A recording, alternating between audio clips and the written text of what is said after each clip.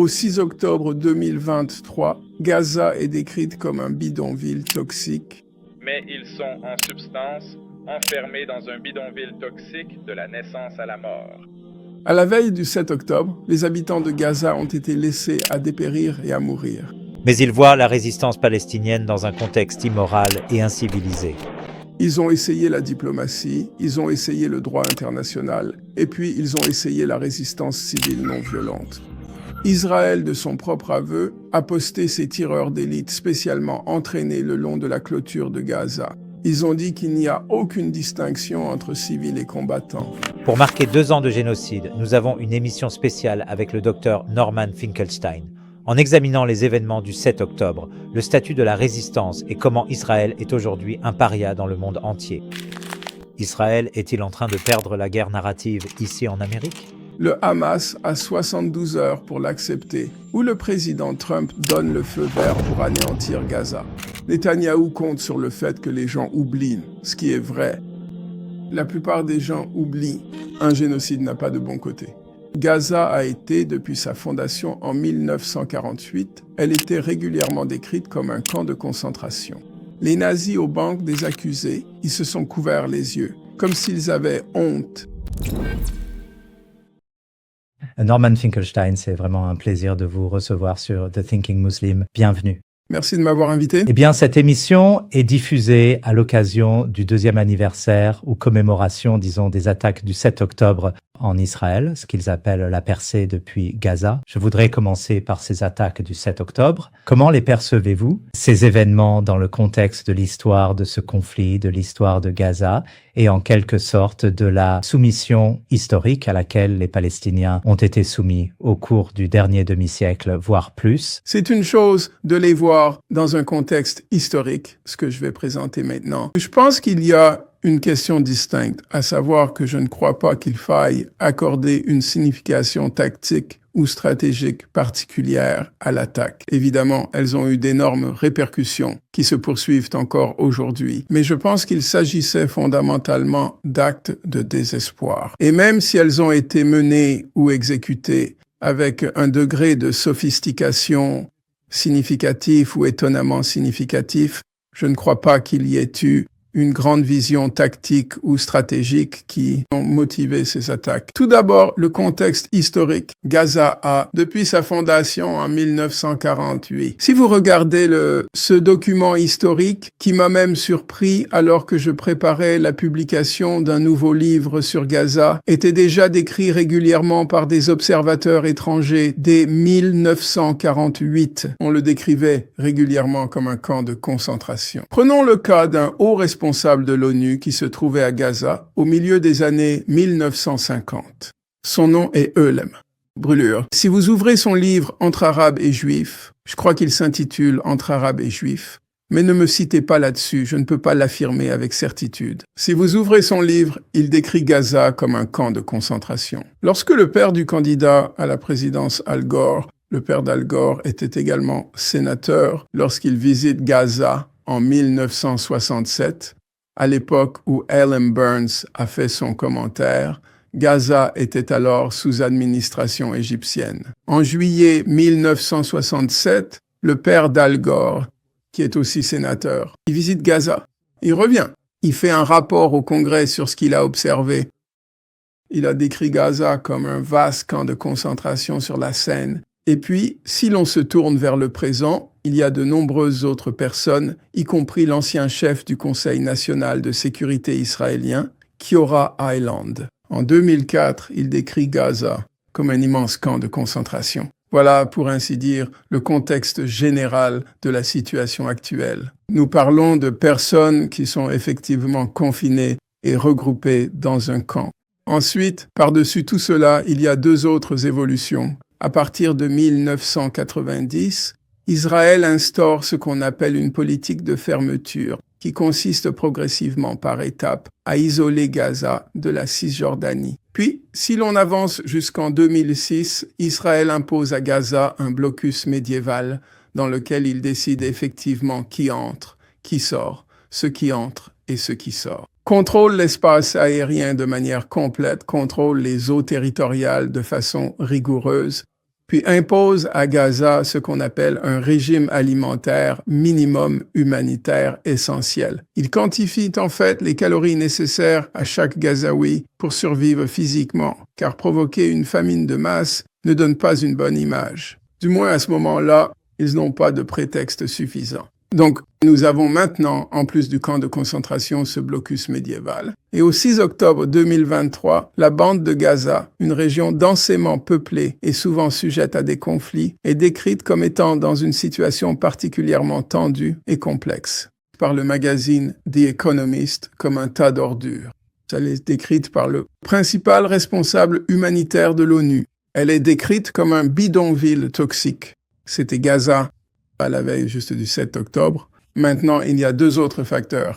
Périodiquement, Israël lançait ses campagnes meurtrières high-tech à Gaza, les plus connues étant l'opération Plomb durci en 2008-2009 et l'opération Bordure protectrice.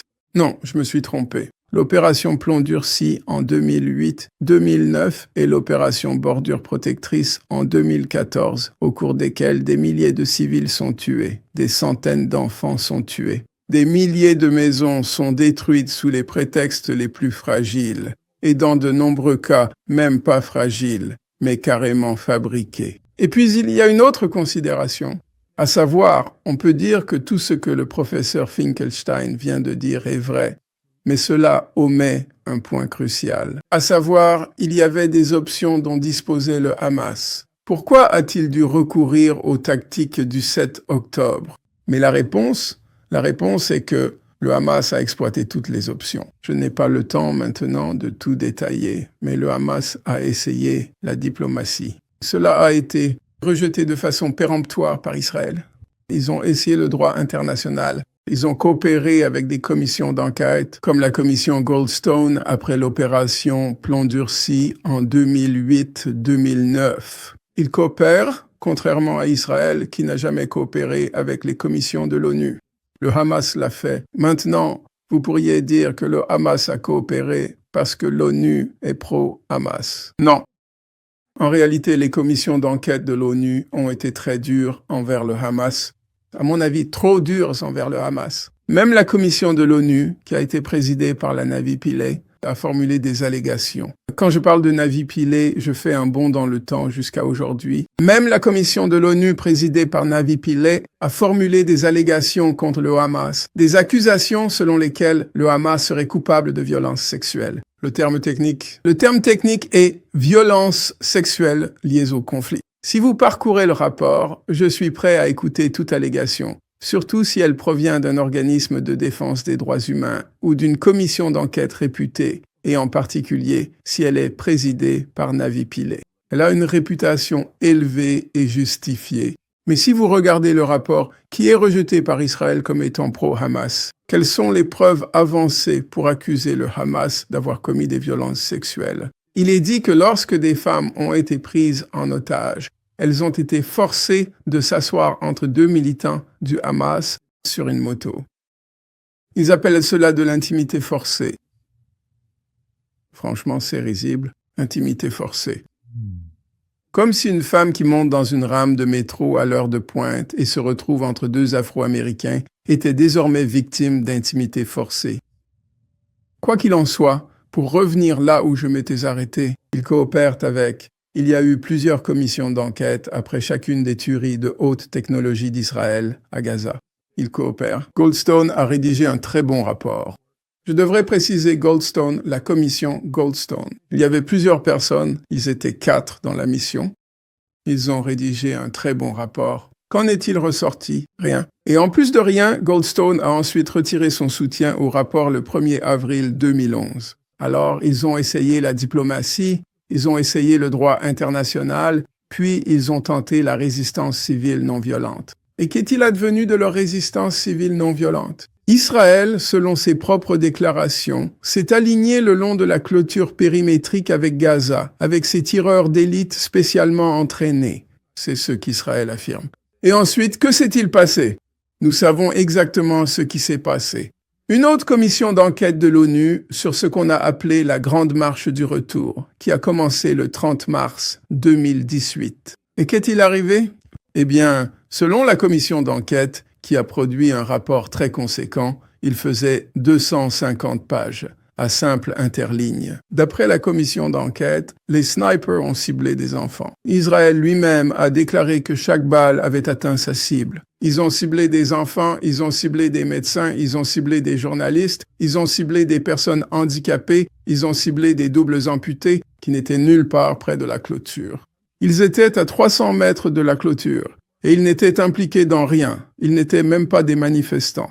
Ils étaient simplement appuyés contre des arbres. Donc, cela nous amène à ce qui me semble être la question évidente. La question évidente est, quelles options avaient-ils le 7 octobre? Quelles étaient leurs options? Ils l'étaient selon les propres estimations d'Israël. Et gardez à l'esprit que lorsque Giora Eiland, l'ancien chef du Conseil de sécurité nationale d'Israël, a décrit Gaza comme un immense camp de concentration, c'était avant le blocus, c'était avant le siège. C'était en 2004. Le siège ne commence qu'en janvier 2006. Donc vous avez ces gens-là, enfermés dans le camp de concentration. Ils ont tenté d'exploiter la diplomatie, le droit international, la résistance civile non violente. Tout échoue. Gaza avait disparu de la scène politique internationale. On l'oublie maintenant parce qu'évidemment Gaza est aujourd'hui au centre de l'actualité depuis 2 ans. Mais en 2020, Gaza avait disparu. Personne ne parlait plus de Gaza, je le sais. Je le sais parce que j'avais abandonné Gaza. J'ai arrêté de lire à ce sujet.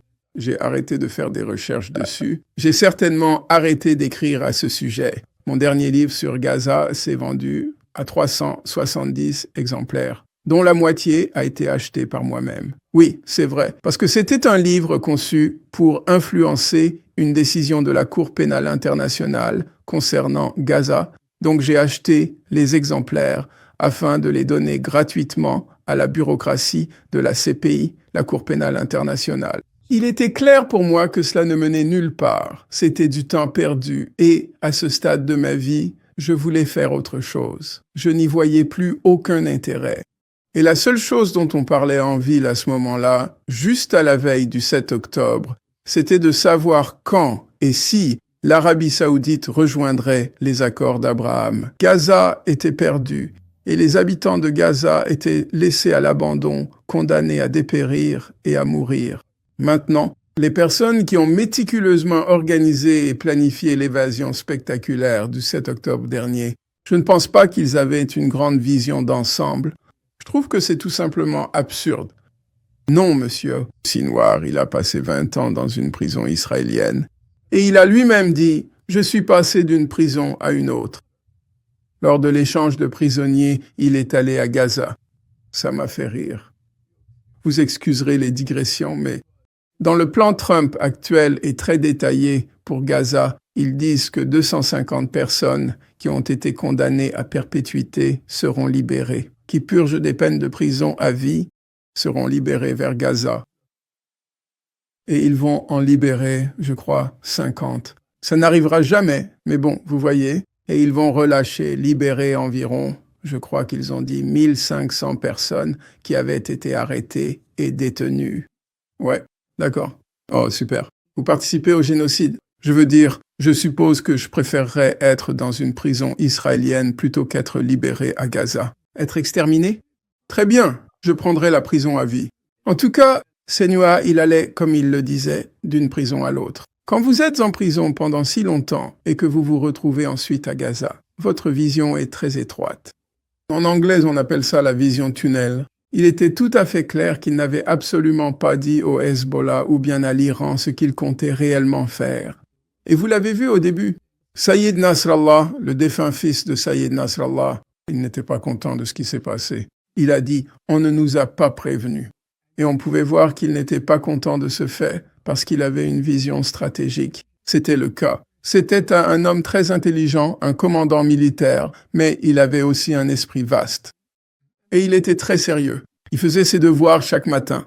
Si vous vous souvenez de son dernier discours avant son assassinat, il a dit « Il faut être honnête. Ils ont l'avantage technologique, c'est-à-dire Israël. Israël a l'avantage technologique, ce qui veut dire que ce n'est pas le bon moment pour faire cela. Mais il était coincé parce qu'il est, entre guillemets, le chef de la résistance. Il doit faire quelque chose. Mais s'il en fait trop, Israël fera au Liban ce qu'il a fait à Gaza. Il a donc essayé de tracer une voie médiane entre ne rien faire et en faire trop. Mais il n'y avait pas de voie médiane. Et cela a été la fin, malheureusement, la fin pour lui et peut-être la fin du Hezbollah. Le temps le dira. Quoi qu'il en soit, pour Nasrallah, excusez-moi, pour Sinwar, je pense que c'était un coup de dé. C'était comme, voyons ce qui va se passer. C'était du désespoir. C'était juste du désespoir. Oui. Il voulait faire passer le message que le statu quo ne peut pas durer. Si vous pensez que vous pouvez négocier vos accords d'Abraham et tout le reste, et que nous allons simplement rester ici à dépérir et à mourir, c'est comme un cimetière d'éléphants, Gaza. Ils étaient simplement laissés là à dépérir et à mourir. Ça n'arrivera pas. Donc pour moi, il y a le contexte historique, il y a le contexte politique, à savoir qu'ils ont essayé toutes les options, et puis il y avait la réalité qu'il n'y avait aucune vision stratégique, et je ne pense pas qu'on doive essayer de leur en attribuer une. Ce sont des actes de désespoir. Ils étaient très similaires. Si on regarde l'histoire, ils ressemblent beaucoup aux révoltes d'esclaves. Lorsque les révoltes d'esclaves ont eu lieu, celle que je connais le mieux est la révolte de Nat Turner, qui est le plus grand soulèvement d'esclaves de l'histoire des États-Unis avant la guerre de sécession. Il a donné l'ordre de tuer tous les Blancs, c'était son ordre, tuer tous les Blancs. Avait-il une grande vision stratégique? Non. Il pensait que si on commençait à tuer les Blancs, cela bouleverserait le système. Les gens se rendraient compte qu'on ne devrait pas, que l'esclavage est abhorrent, oui. Eh bien que c'est un problème politique. C'est ce qu'il voulait faire. Il voulait bouleverser le statu quo et forcer la question de l'esclavage à figurer à l'ordre du jour national, tout comme Sinwar. Si on peut lui attribuer une vision, c'était de forcer la question de Gaza à l'ordre du jour national. Et est-ce que cela a fonctionné? Oui, mais en fait, c'est à un coût très élevé, à un prix vraiment considérable. Oui, absolument. La façon dont cela sera jugé par l'histoire, à mon avis, cela restera dans l'histoire comme similaire à d'autres révoltes d'esclaves, c'est-à-dire que c'était désespéré, c'était sans espoir. C'était la dernière manifestation désespérée de l'honneur humain. Et c'est pourquoi cela restera probablement dans l'histoire de la même manière que la révolte de Nat Turner. C'est-à-dire que l'on peut reconnaître que des atrocités d'une grande ampleur ont eu lieu le 7 octobre. On peut le reconnaître, mais en même temps, on peut refuser de condamner les auteurs du massacre du 7 octobre. De la même manière, vous ne trouverez personne aujourd'hui qui condamnera Nat Turner. Certaines personnes diront « Je ne suis pas d'accord avec ces méthodes ». Très bien. Mais personne ne dira cela, parce que qu'était-il censé faire? Qu'était-il censé faire? Était-il censé renoncer à son existence terrestre? La révolte de Nat Turner a lieu en 1831. La guerre de sécession n'arrive que 30 ans plus tard, ce qui signifie que Nat Turner aurait été un vieil homme et qu'il serait très probablement mort à ce moment-là. Donc cela veut dire que vous demandez à quelqu'un de renoncer à son existence terrestre. Est-ce que quelqu'un accepterait cela, renoncer à son existence terrestre? Eh bien, si nous n'attendons pas cela d'un esclave comme Nat Turner, alors nous n'avons aucun droit d'attendre cette renonciation de la part du peuple de Gaza. Donc je pense que l'on peut reconnaître, comme la plupart des abolitionnistes opposant à l'esclavage, qu'on appelait les abolitionnistes blancs, on peut reconnaître que ce qui s'est passé lors de la révolte de Nat Turner, comme le 7 octobre, était horrible, épouvantable, et ainsi de suite. Mais on peut refuser de condamner Nat Turner et faire comme les abolitionnistes l'ont fait. Ils ont condamné le système qui a forcé Nat Turner à recourir à ce modus operandi, tuer tous les Blancs. Ils n'ont pas condamné Turner. Ils ont condamné le système de suprématie blanche qui l'y a contraint à exercer cette option. Maintenant, certaines personnes avancent l'argument « Mais pourquoi faut-il tuer tous ces civils, n'est-ce pas ?» Je dois dire qu'à première vue, il semble y avoir un argument là, vous savez. Pourquoi ne pas simplement cibler le personnel militaire? Mais à mon sens, c'est complètement, politiquement, c'est sans importance. Pourquoi? Prenons un exemple simple. Prenons une hypothèse simple. Oui, disons qu'au lieu du 7 octobre, 400 combattants et 1200 civils ont été, 400 combattants et 800 civils ont été tués. Supposons hypothétiquement que 1200 combattants aient été tués. Pensez-vous que la réaction des Israéliens aurait été moins indignée? Pensez-vous que la communauté internationale aurait été moins solidaire d'Israël? Moins? Ne serait-ce qu'un peu moins? Ne serait-ce qu'une once de moins? Moins solidaire? Israël est essentiellement un État fou. Je pense qu'au sens littéral, c'est un État fou. C'est un État délirant. C'est un État génocidaire, mais c'est aussi un État délirant et fou.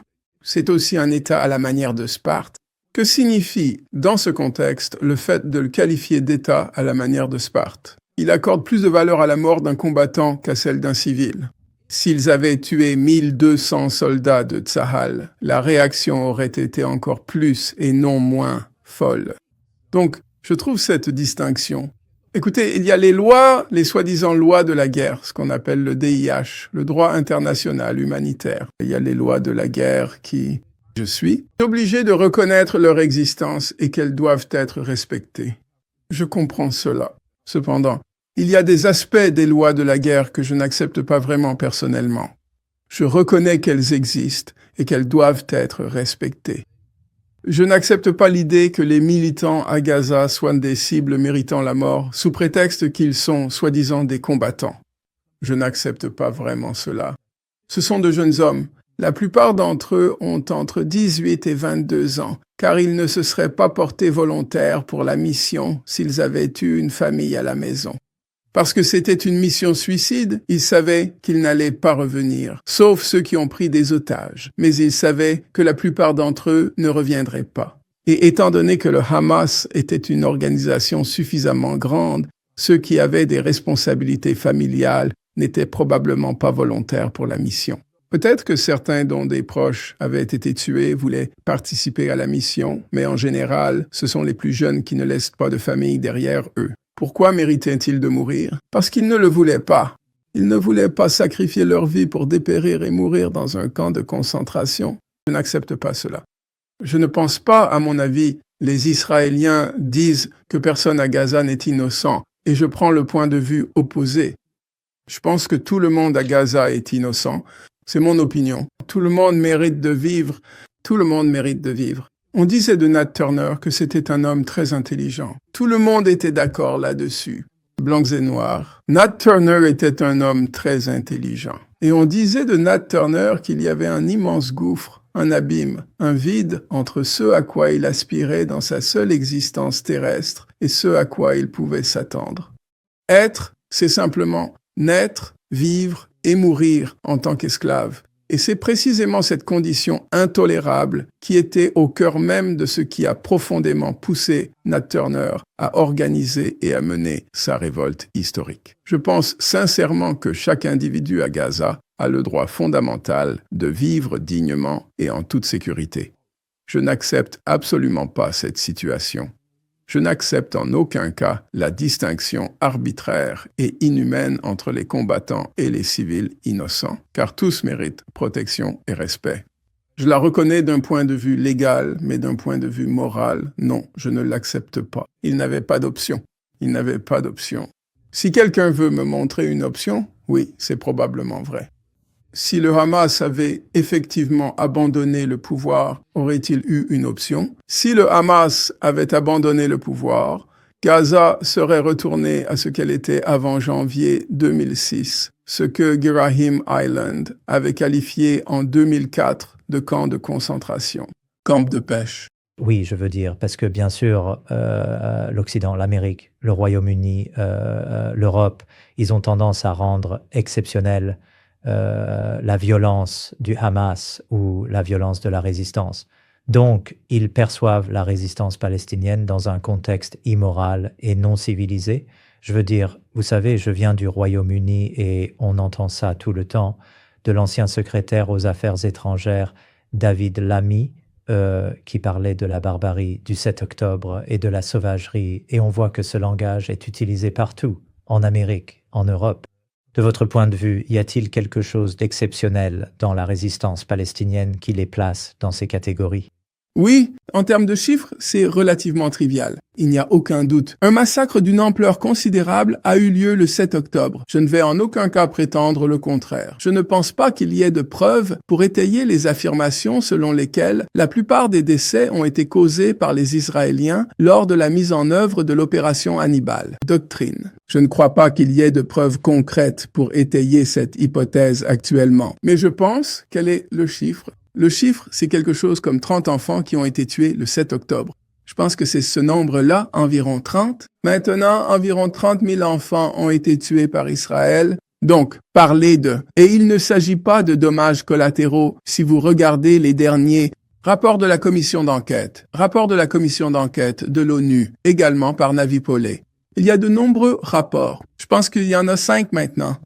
Si vous regardez attentivement la liste, vous constaterez qu'Israël cible systématiquement et de manière répétée des enfants à la tête, au crâne et à la poitrine. Donc, en réalité, il n'y a absolument rien qui distingue ce qu'Israël a précisément fait de ce qu'a fait le groupe terroriste du Hamas, à part les chiffres. Je veux dire, on parle de, vous connaissez l'expression à un moment donné, la quantité ou l'ampleur se transforme en qualité. Eh bien, quand on passe de 30 à 30 000, on parle d'un phénomène différent. Donc, je n'accorde pas, même au niveau le plus basique, le niveau fondamental, même au niveau le plus basique et élémentaire, vous savez, à un niveau plus sophistiqué et élaboré, on pourrait dire qu'il y a une différence significative entre cibler délibérément des civils innocents et le fait regrettable que des civils soient tués accidentellement comme dommages collatéraux inévitables. Et je ne vais pas entrer dans ce sujet maintenant. Là, il s'agit de cibler des enfants, et ce n'est pas nouveau. C'était déjà le cas. Je remonte jusqu'à la première intifada en 1987. Pendant la première intifada, la politique était la force, la puissance et les coups. C'était la politique déclarée du ministre de la Défense de l'époque, Yitzhak Rabin. Et la force, la puissance et les coups vous ont fait faire le tour des enfants et leur ont brisé les os. C'étaient les enfants qui jetaient des pierres. Et c'était la politique de la force et des coups. Ce comportement sadique envers les enfants n'est pas quelque chose de nouveau. Et ce n'est même pas controversé. Vous vous souvenez peut-être qu'il y a environ 6 mois, c'était le chef de l'opposition, l'un des leaders de l'opposition en Israël. Il a dit que les soldats israéliens, les FDI, tuaient des enfants comme passe-temps. C'est l'expression qu'il a utilisée. Et il a persisté, mais ensuite il y a eu un tollé et il a été forcé de se rétracter. Mais bien sûr, tout le monde sait qu'ils font cela. Tout le monde sait qu'ils tuent des enfants comme passe-temps. Puis-je vous poser une question sur les accords d'Abraham? Parce que vous avez mentionné le 7 octobre. Avant cela, je veux dire, tout le monde parlait de l'Arabie saoudite qui allait rejoindre les accords d'Abraham. Je veux dire, pensez-vous que, en un sens, les accords d'Abraham, du moins leur extension, sont maintenant, si ce n'est en pause, terminés? Non. Pas du tout. Je pense que cela va arriver. Les Saoudiens sont toujours en pause. Les Saoudiens voulaient absolument et clairement que les États-Unis et Israël tirent effectivement leur marron du feu pour eux, parce qu'ils étaient en fait vraiment préoccupés par l'axe de la résistance. Maintenant, 2 nouvelles considérations sont entrées en jeu. Tout d'abord, l'axe de la résistance a été considérablement affaibli. Donc, la crainte provenant de l'Iran et de ses alliés a fortement diminué. Et d'un autre côté, Israël a clairement indiqué que c'est nous qui dirigeons cette région. Vous n'avez qu'un seul rôle à jouer, celui d'esclaves, nos esclaves. Et c'était le message de l'attaque contre le Qatar. Aucun endroit ne nous est interdit. Quiconque sort des rangs, nous le remettrons à sa place. Il doit donc y avoir une inquiétude rationnelle du côté des Saoudiens. Peut-être que nous rendons Israël trop puissant. Nous voulions utiliser Israël contre l'Iran, mais maintenant, peut-être qu'Israël devient trop fort et nous serons simplement dans la position de leurs esclaves. Donc, je pense qu'il y a probablement des réserves du côté de l'Iran maintenant quant à la distance à parcourir dans cette normalisation. Commentez le plan en 21 points de Trump, cette annonce, qui, soi-disant avec le soutien du Qatar et d'autres pays musulmans, d'un point de vue double, à quel point pensez-vous que cet accord possible est viable? Et deuxièmement, qu'est-ce que cela signifie concrètement pour les Palestiniens? Tout d'abord, il y avait un célèbre penseur marxiste hongrois nommé George Lukács. Et Lukács a un jour commenté que nous devons toujours voir le présent comme de l'histoire. Nous devons voir les choses dans leur contexte historique. À l'exception des présidents Obama et Biden, à ces deux exceptions près, chaque président a proposé un plan de paix pour les Palestiniens depuis Jimmy Carter. Celui de Jimmy Carter était le cadre global pour la paix. Il y avait deux aspects durant les années Jimmy Carter. Il y avait la grande proposition, puis il y a eu le traité de paix Israël-Égypte qui a été signé en 1979. Mais il y en avait un distinct, le cadre global de 1977. Et l'un de ses aboutissements a été le traité Israël-Égypte. Je ne vais pas entrer dans les détails maintenant, à moins que cela ne vous intéresse. Après Jimmy Carter, il y a eu le plan de paix Reagan pour les Palestiniens, prétendument en 1982. Puis, sous l'administration du président George Bush père, il y a eu les négociations historiques de Madrid, des discussions cruciales et très importantes qui visaient spécifiquement à résoudre le conflit complexe et de longue date israélo-palestinien, un enjeu majeur pour la paix régionale. Un Clinton parce que Clinton, Bill Clinton, William Clinton, Bill, peu importe, Bill Clinton succède à George Bush père. Il y a les accords d'Oslo de 1993, puis le point culminant des accords d'Oslo en 2000 avec les négociations au camp David. Après Clinton vient Bush, le président Bush Jr. Et puis c'est tellement drôle parce que personne n'a jamais entendu parler de tout ça, mais ça a été mon métier. Donc je les connais tous. C'était très médiatisé. Il y avait le président Bush W. Buisson. Voilà sa feuille de route vers la paix. La feuille de route vers la paix atteint son apogée lors des pourparlers d'Annapolis, présidés par la secrétaire d'État de l'époque, Condoleezza Rice. Puis viennent les années Obama. Et probablement que le seul accomplissement d'Obama en fonction, c'est qu'il n'avait pas de plan de paix. C'est à peu près son seul accomplissement. Ensuite est venu Trump, le premier Trump. Il y a eu un plan de paix de Trump. J'avais complètement oublié. Mais je ne suis pas sûr que c'était lors de son premier mandat. Oui, je crois qu'ils ont mentionné qu'en 2020, il y avait un plan Trump. Je n'en ai aucun souvenir. Je lisais juste quelques trucs. Et ce plan Trump... Ah oui, c'est dans le nouveau plan. Ils ont mentionné le plan de paix de Trump. Je ne m'en souviens même pas. Et puis Biden. Biden n'avait pas de plan de paix. Il avait juste un plan de génocide, ce qui est probablement la seule chose honnête de la part d'un président américain. Et maintenant, nous avons un autre plan. Si vous comparez les différents plans, je dirais que celui-ci doit être le plus ridicule. On ne veut absolument pas le dénigrer à la légère, surtout pas en ce moment critique, parce qu'il y a un génocide en cours, une situation humanitaire absolument catastrophique. Un quart de la population de Gaza vit actuellement dans une situation de famine extrême et généralisée. Et chaque jour, malheureusement, des centaines, ou du moins une centaine de personnes innocentes sont tragiquement tuées. Mais si on y regarde de plus près, qu'y a-t-il à en dire? Premièrement, le plan n'a qu'un seul calendrier. Il n'y en a qu'un. Le Hamas a 72 heures pour l'accepter. C'est la seule. Il n'y a pas de calendrier dans le plan. Le Hamas a 72 heures pour l'accepter. Ou le président Trump donne le feu vert pour anéantir Gaza. Eh bien, il est un peu tard pour ça. Ils ont eu le feu vert sous Biden. Il n'y a pas de calendrier actuellement. Deuxièmement, en effet, tout ce qu'Israël est absolument obligé de faire dépend entièrement du désarmement complet et effectif du Hamas. Comment prouve-t-on que le Hamas est armé? Comment le prouve-t-on? Si Israël dit que le Hamas est toujours armé, ou bien qu'il y a 10 000 militants du Hamas qui se cachent encore, comment prouve-t-on que ce n'est pas vrai? En ce moment, Israël dit qu'il rase la ville de Gaza, parce que c'est là que le Hamas s'est regroupé. Quelles sont les preuves de cela? Est-ce que quelqu'un y croit vraiment? Que la raison pour laquelle il rase la ville de Gaza, c'est parce que le Hamas y est retranché? Est-ce que quelqu'un y croit vraiment? Donc, à un moment, il est dit qu'avant que le Hamas ne soit libéré, les deux parties se retireront jusqu'à une ligne convenue. Et que se passe-t-il s'ils ne se mettent pas d'accord sur la ligne? Qui décide où se trouve la ligne? Ensuite, il est dit, si vous regardez le point 16, il est indiqué que il n'y aura aucun redéploiement israélien nulle part, à moins qu'il ne soit convenu que le Hamas a été désarmé. Sinon, nous ne bougeons pas. Donc, c'est intégré dans le plan. qu'Israël n'a pas à se redéployer nulle part. Ensuite, dans l'un de ces passages plus optimistes, il est dit que toutes les organisations humanitaires, l'ONU, auront toute latitude pour acheminer des biens humanitaires, au moins au niveau, disent-ils, du premier cessez-le-feu du 17 janvier 2025. Mais ensuite, il y a une stipulation. Les agences de l'ONU ne peuvent pas être partiales envers l'un ou l'autre camp. Eh bien, adieu l'UNRWA, parce qu'Israël a déjà déclaré que l'UNRWA est pro-Hamas. Donc l'UNRWA ne peut pas participer. En fin de compte, tel que je le vois, il y a un cliché. Chaque crise est une opportunité. Oui, d'accord. Il ne fait aucun doute que le 7 octobre a été une crise pour Israël. Je ne pense pas que nous devrions le nier. Mais c'était aussi une opportunité. L'opportunité était de résoudre une bonne fois pour toutes la question de Gaza.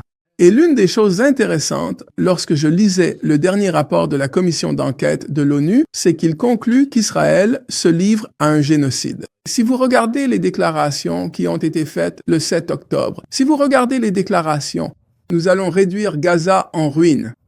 C'est ce qu'ils ont dit. Nous allons réduire Gaza en ruine. Ils ont dit qu'il n'y avait aucune distinction entre civils et combattants. Ils ont dit que nous allions empêcher toute nourriture, eau, carburant ou électricité d'entrer à Gaza. À l'époque, il y a 2 ans, j'ai dit, si vous regardez ces déclarations, ce sont des déclarations génocidaires. Elles ne sont pas ambiguës. Donc, la défense était qu'ils les avaient prononcées sous le coup de l'émotion à cause de l'horreur du 7 octobre. Nous ne devrions pas les prendre au pied de la lettre. Ils étaient tellement choqués, ils étaient tellement traumatisés. Mais en relisant ces déclarations, parce qu'elles sont incluses dans ce nouveau rapport de la commission d'enquête, ce qui m'a frappé, c'est que c'est exactement ce qui s'est passé.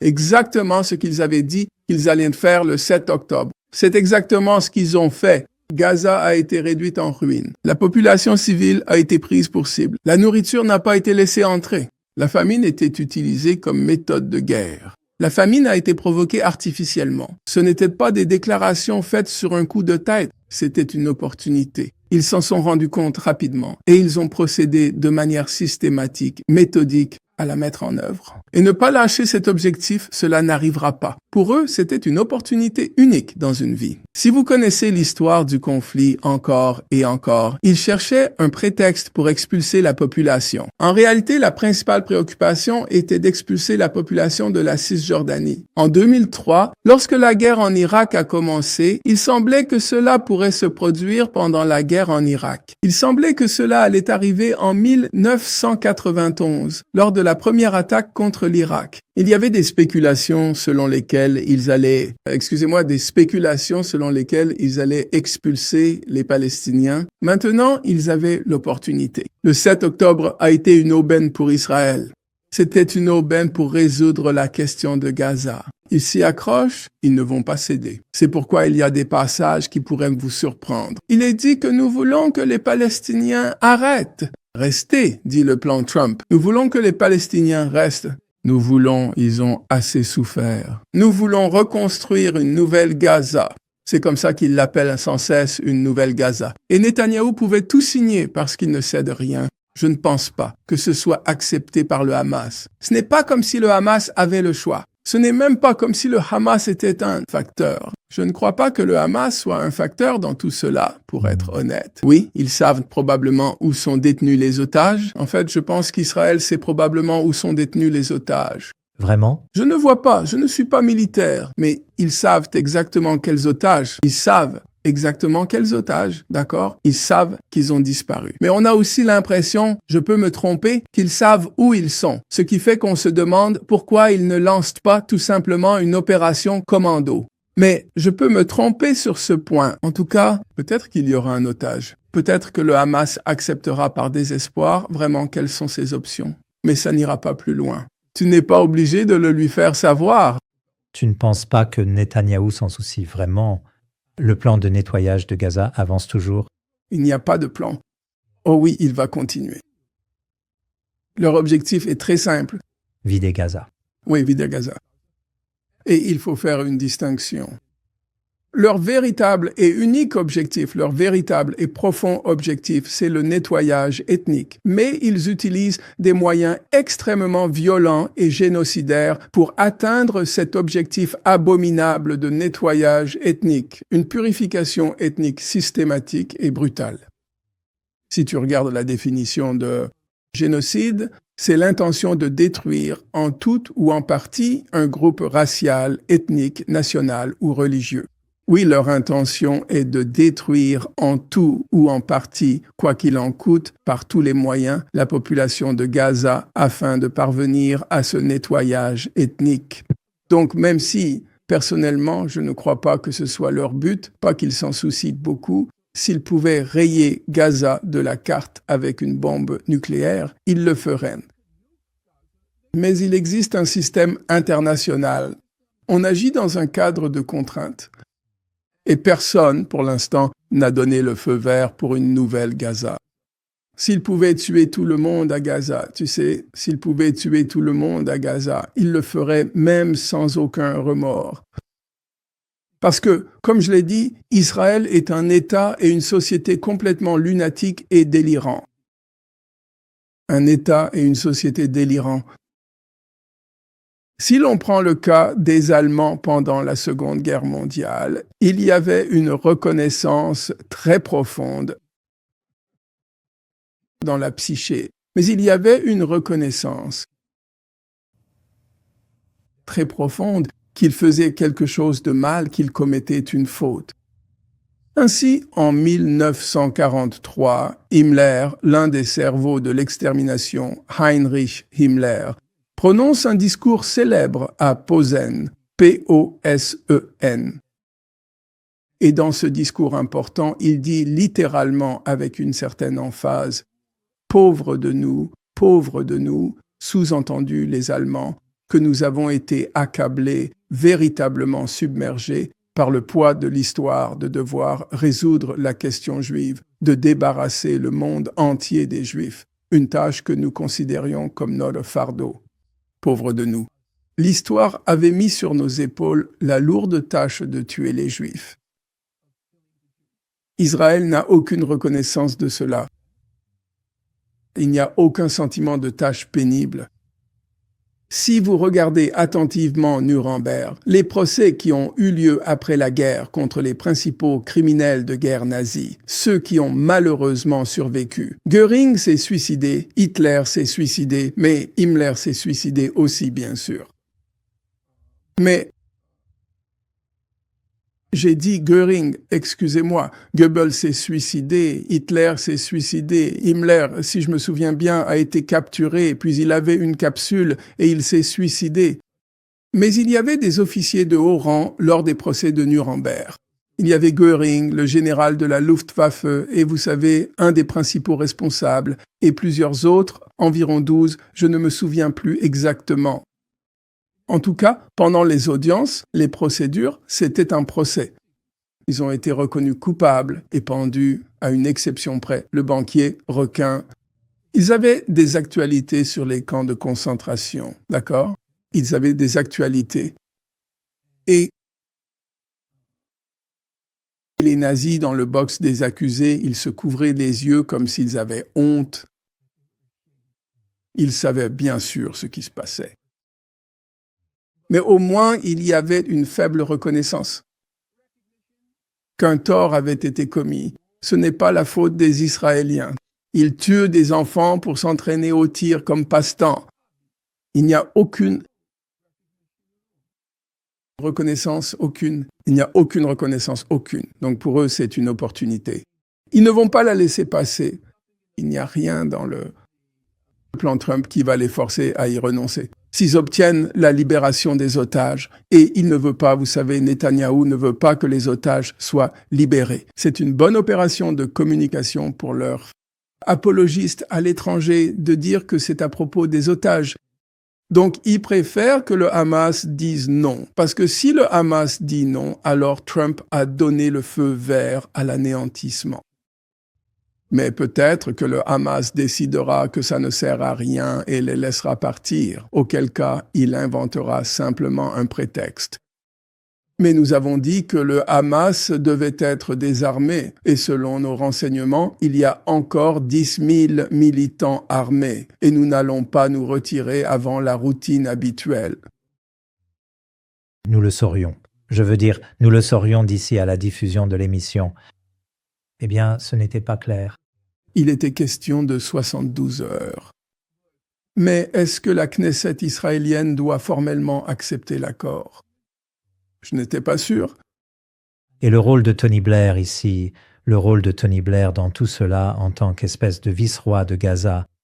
Tony Blair, c'est une imitation de Bill Clinton. Vous savez, il y avait la fondation Bill Clinton, et la fondation Bill Clinton, c'était essentiellement du trafic d'influence. Tous les dictateurs corrompus du monde ont donné de l'argent, c'est vrai, c'est un fait, ont donné de l'argent à la fondation Clinton afin de s'assurer que Clinton exercerait son pouvoir formidable, car c'est un véritable animal politique. Il y a des présidents qui n'ont pas une once de politique en eux. Ils étaient juste des acteurs. C'était Reagan. C'était George Bush Jr. Et c'était Obama. Aucun d'entre eux n'a la moindre fibre politique. Mais Clinton, mari et femme ne se sont jamais retirés de la vie politique. Ils commentent tout. Ce sont des animaux politiques. La même chose était vraie pour Cheney, le vice-président de George Bush Jr. Il n'arrêtait pas de parler parce que c'était ce qu'il était. C'était un animal politique. Clinton a inventé cette chose de trafic d'influence appelée la fondation Clinton. Et maintenant, Blair a le sien. Il se contente d'encaisser des chèques pour trafic d'influence. Il n'a aucun engagement. Ce qu'il fera, je suppose qu'il ne fera probablement rien. Je veux dire, il fera du mal partout où il le pourra. Il fera du mal. Nous connaissons déjà M. Blair, pas seulement à cause de la guerre en Irak. Dans n'importe quel monde, Blair serait pendu à la Tour Eiffel. Il ne serait pas pendu au plus haut lampadaire du monde. Il serait pendu à la Tour Eiffel. C'est un meurtrier de masse. Kofi Annan, qui était le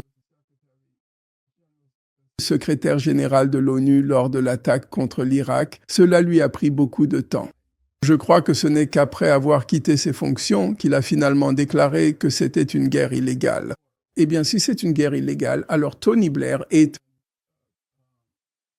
accusé et reconnu coupable d'une guerre d'agression qui est, selon le droit international, universellement considérée comme le crime suprême, le crime d'agression. Donc, comme je l'ai déjà dit, Tony Blair mérite véritablement d'être pendu publiquement au sommet de la Tour Eiffel, ce monument emblématique de Paris, pour ses actions impardonnables et leurs conséquences dévastatrices. Je ne crois même pas qu'on ira aussi loin. Qui va faire partie de cette force internationale de stabilisation? Qui veut de ce travail? Qui va se porter volontaire? Il y avait quelques éléments dans le plan de Trump qui semblaient vrais. Par exemple, ils ont dit, et ça j'ai aimé, qu'ils allaient faire entraîner par l'Égypte et la Jordanie une police locale à Gaza, vous savez, exactement comme ils ont formé les forces de sécurité de l'autorité palestinienne. On sait très bien à quoi va ressembler cette formation. Vous savez, 10 façons de torturer vos victimes. Oui. Faites semblant qu'il existe des méthodes pour torturer vos détenus. Ça semblait crédible, oui, ils vont probablement essayer ça. Mais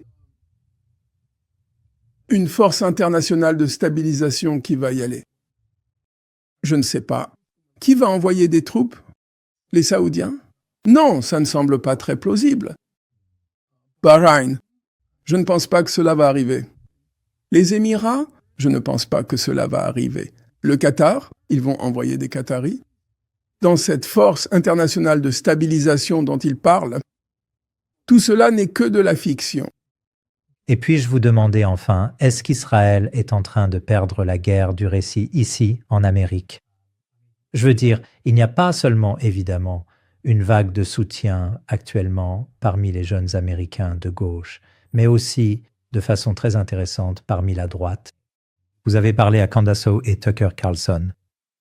Il y a cette montée d'antisionisme peut-être au sein des cercles MAGA. Pouvez-vous commenter ce changement dans l'opinion publique? Il y a quelques choses à dire. Tout d'abord, il y a des évolutions dans l'opinion publique, mais la question est de savoir si elles auront un impact durable. Netanyahou compte sur le fait que les gens oublient, ce qui est vrai. La plupart des gens oublient effectivement. Et il compte sur le fait que, oui, Israël va devoir affronter la tempête ou subir les répercussions de son génocide à Gaza. Cela durera quelques années. Il en est conscient. Mais pour Netanyahou, c'est un véritable croyant. C'est un vrai croyant. Il croit que les Juifs sont supérieurs, que tous les autres sont insignifiants à côté des Juifs. C'est un vrai, un authentique croyant. C'est un nazi Übermensch. Il croit à l'Übermensch, vous savez, les surhommes, et puis il y a les Untermensch, les sous-hommes. Et Netanyahou, pour lui, les Juifs sont les Übermenschen et tous les autres, pas seulement les Arabes, les Noirs aussi. Son père, Benzion Netanyahou, était tout simplement le raciste le plus répugnant envers les Noirs. C'est un vrai croyant et il veut être retenu comme le libérateur de la terre d'Israël, d'Eretz Israël, le libérateur. Et il compte sur le fait que, vous savez, si on prend le cas des États-Unis, chaque président américain a été impliqué dans l'extermination et l'expulsion de la population amérindienne. Chaque président américain jusqu'au début du XXe siècle. Est-ce que cela a affecté leur réputation? L'un d'entre eux. Nous souvenons-nous que George Washington était connu parmi les Iroquois comme le destructeur de villages. Il lui avait donné un surnom. Que chaque président américain, y compris Lincoln, a été impliqué dans l'expulsion des Indiens Cherokees dans notre pays. Non, vous connaissez le cliché. Ce sont les vainqueurs qui écrivent l'histoire. Et il compte sur le fait que l'extermination de la population autochtone sera considérée comme une note de bas de page. Ce sera vu au mieux comme une note de bas de page. Donc il compte sur l'oubli des gens, je dirais, et ici, c'est plus une intuition que je ne peux le prouver. Il y a à gauche une grande, belle et magnifique gauche, et on pourrait véritablement l'appeler la partie progressiste de la population, une très forte et profonde identification à la souffrance, aux martyrs des Palestiniens, une identification qui est ressentie de manière très intense. Je pense sincèrement qu'il y a vraiment très peu, voire quasiment pas d'antisémitisme au sein de ce groupe spécifique. Vous savez, il y a certains sentiments selon lesquels les Juifs ont trop de pouvoir, ce avec quoi je suis plutôt d'accord. Je pense qu'il y a un problème lorsqu'un groupe ethnique peut avoir autant de pouvoir. Le groupe ethnique juif, ou une partie de celui-ci, a utilisé ce pouvoir ethnique pour détruire la liberté académique dans notre pays, pour détruire la liberté d'expression dans notre pays. C'est un fait. Tout cela n'a pas commencé avec l'administration Trump. Cela a commencé sous Biden. 3 présidents d'université de la Ivy League ont été évincés de leur poste. Ce n'était pas Trump. Claudine Gay à Harvard, McGill à l'Université de Pennsylvanie, Shafik à Columbia. Comment? Pourquoi cela s'est-il produit? Ce n'était pas Trump. C'était la classe des milliardaires juifs qui a menacé de retenir les dons des anciens élèves à moins que ces présidents ne soient évincés pour ne pas avoir été suffisamment répressifs envers les manifestations étudiantes. C'est pour cela qu'ils ont été expulsés. Ils n'étaient pas assez répressifs. Donc je pense que c'est un problème lorsque le pouvoir ethnique est combiné à une grande quantité d'argent. C'est un problème. Avant, on pouvait dire librement dans notre pays que les WASP, tu sais ce qu'est un WASP, un protestant anglo-saxon blanc. On disait que les WASP avaient trop de pouvoir. Et personne n'a jamais contesté qu'on avait le droit de dire ça. C'était tout à fait courant de condamner le pouvoir des WASP dans notre pays, les protestants anglo-saxons blancs. Alors pourquoi ne peut-on pas dire qu'il y a trop de pouvoir juif? Je pense qu'il y a un problème à ce niveau-là. Et cela s'est manifesté au grand jour depuis le 7 octobre. En général, même si, comme je l'ai dit, il y a certains ressentiments envers ce pouvoir juif à gauche, je comprends cela. Et il existe dans toute notre société une tendance qui devient de plus en plus marquée avec le temps aux théories du complot. Les théories du complot ont toujours été très répandues dans notre pays. Vous savez, l'assassinat de Kennedy, il y a toujours eu cela. Mais maintenant, les théories du complot sont devenues plus marquées. Maintenant, à droite, oui, effectivement, il faut le reconnaître, il y a eu un certain secteur, un segment particulier et bien identifié du grand parti républicain américain qui a manifesté une certaine opposition. Tout d'abord, sa base. Les jeunes à droite, eux, n'ont pas été endoctrinés par toute la folie autour de l'Holocauste des années 70, 80 et 90. Et ils ne connaissent qu'un seul Israël. Vous voyez, vous êtes bien trop jeune pour vous en souvenir, mais il y avait un Israël totalement différent quand j'étais jeune. C'était l'Israël des kibbutz, l'Israël des coopératives, l'Israël socialiste, et tous les dirigeants d'Israël faisaient semblant d'être si civilisés et cosmopolites. Cet Israël-là n'existe plus. Je veux dire, ce que les jeunes voient aujourd'hui, ce sont des monstres. Ils voient des monstres. Donc il y a eu une désaffection parmi la base, à laquelle apparemment Charlie Kirk réagissait. Il a reconnu que son soutien sans réserve à Israël posait problème à sa base. Mais je pense qu'il y a un autre élément. Écoutez, l'extrême droite a toujours abrité de l'antisémitisme. Et je pense qu'une partie de ce qui vient de la droite est teintée d'antisémitisme. Je ne veux pas citer de nom parce que je ne veux pas m'impliquer dans ces moments d'accroche. Et quelle est l'expression qu'ils utilisent? Vous ne voulez pas devenir viral. Je ne veux pas devenir viral. Et quelle est l'expression qu'ils utilisent pour ça? À pataclic. Clickbait, oui. Citation. Mais parfois, je ne suis pas une personne du web, mais parfois j'écoute. Et j'entends ça. Des théories du complot selon lesquelles Israël a tué JFK? Non. Israël était un pays tellement reculé en 1963. C'était un pays très pauvre. Je sais que c'est difficile pour toi d'imaginer ça. C'était un pays très très pauvre. L'idée qu'ils auraient pu tuer JFK est tellement folle, mais tu le lis aujourd'hui. Tu le lis aujourd'hui. Et ce sont ces théories du complot antisémite profondément enracinées sur les Juifs dont je pense qu'une très grande partie de ce que tu vois actuellement à droite est malheureusement teintée. Car le problème, c'est que les Juifs agissent d'une manière qui leur donne du crédit. Quand tu entends parler de gens comme Bill Ackman, qui se réunissent régulièrement dans les magnifiques Hamptons, en compagnie de divers influenceurs du web très populaires, et qu'ils sont tous, sans exception, payés pour accomplir leur travail respectif. Charlie Kirk avait de grands soutiens juifs, tu sais. Et puis, cela donne du crédit à une sinistre et dangereuse conspiration juive internationale. Donc, je pense que cette tendance a toujours existé, profondément enracinée à droite. Il y en a eu des aspects à gauche, mais je ne crois pas qu'ils aient été significatifs. Mais à droite, ils ont été significatifs. Et je pense qu'il y a, tu sais, je pourrais dire qu'il y a un problème à ce niveau-là. Ce n'est pas le problème numéro 1, mais il y a un problème.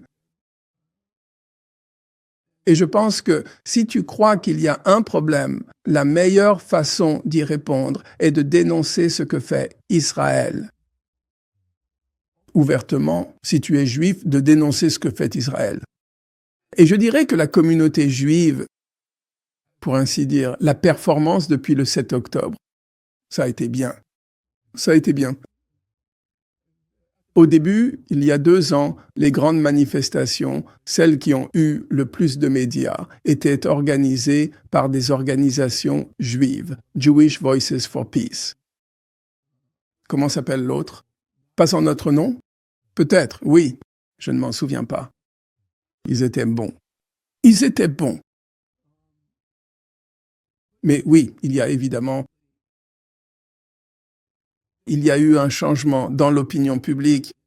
S'il n'y avait pas eu le 7 octobre, il n'y a aucune chance que Mamdani, après tout, c'est New York. Il n'y a aucune chance que Mamdani aurait gagné la primaire avec ses opinions politiques de l'époque. Aucune chance. Maintenant, toute la pression s'est reportée sur ceux qui refusent de soutenir Mamdani, comme Charlie Schumer, Hakeem Jeffries. Pourquoi ne soutiennent-ils pas Mamdani? Donc, la pression est retombée sur eux. Et lorsque la gouverneure Hochul a soutenu Mamdani, elle n'a cessé de répéter que nous avions des divergences d'opinion, ce qu'elle n'a pas osé dire à propos d'Israël.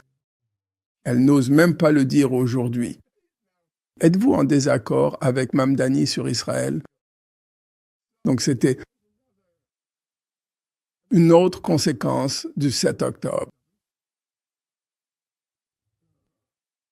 Mais je suis fermement d'avis qu'il n'y a aucun aspect positif dans le génocide. Je ne vais donc pas faire de bilan. Que le 7 octobre ait été plus ou moins bénéfique, un génocide n'a pas de bon côté. Je reconnais que d'autres choses se sont produites, mais elles n'atténuent pas ce qui a été fait à la population de Gaza. Merci beaucoup, Dr. Norman Finkelstein. Merci beaucoup pour votre temps aujourd'hui. Vous êtes les bienvenus. Merci. N'oubliez pas de vous abonner à nos réseaux sociaux et à notre chaîne YouTube et rendez-vous sur notre site web thinkingmuslim.com pour vous inscrire à ma newsletter hebdomadaire.